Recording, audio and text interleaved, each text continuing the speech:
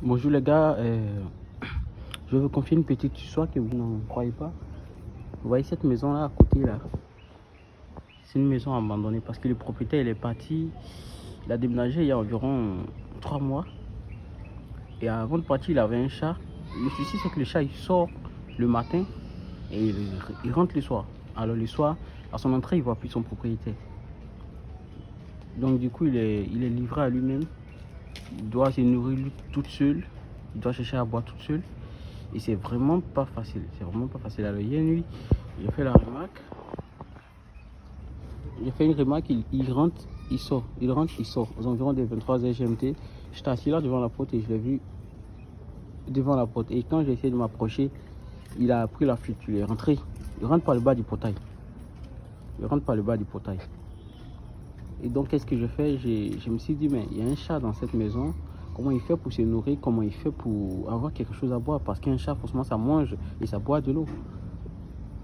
Alors, je suis rentré à la maison. J'avais un peu de poisson que j'ai fait piler. Et puis, j'ai mélangé un peu avec de la sauce tomate. Et puis, j'ai accompagné avec un peu de riz que je suis venu mettre du chasser. Et quand j'ai déposé, que je suis rentré, aller chercher de l'eau, quand je venais, j'ai vu que ça a diminué. Il avait déjà commencé à manger. Donc, du coup, j'ai ajouté l'eau aussi. Et quand je suis rentré, que je suis sorti, j'ai vu qu'il avait déjà commencé à boire aussi. Il a touché un peu d'eau. Mais c'était pas assez. Mais là, le matin, quand je me lève, c'est encore plus pire. Parce qu'il n'y avait plus de riz, il n'y avait plus de poisson. J'ai même fait exprès de mettre du chasser pour ne pas que c'est pas un chien qui va manger pour faire la remarque si c'est un chat ou si c'est un chien qui allait faire la bouffe. Mais là, vous voyez, le chasser, il est vide. Vous voyez les grains de riz, tout ça. Et voici l'eau qui est à moitié vide.